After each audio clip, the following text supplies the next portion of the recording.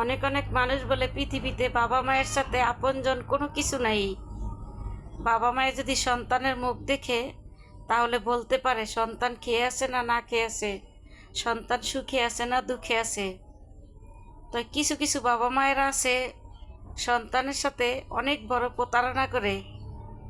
যেমন বিশেষ করে যারা প্রবাসে থাকে তাদের সাথে বেইমানি করে অনেক বাবা মায়েরা আছে।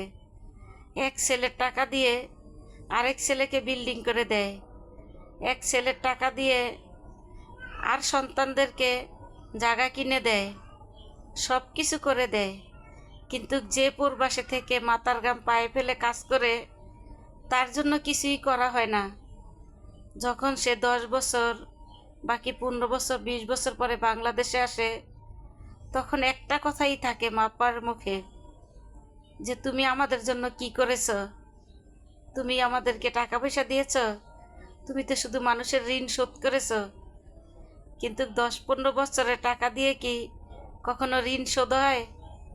আমার প্রিয় কলিজার ভাই বোনেরা, সবাই উত্তরটা কমেন্ট বক্সে দিয়ে যাবেন।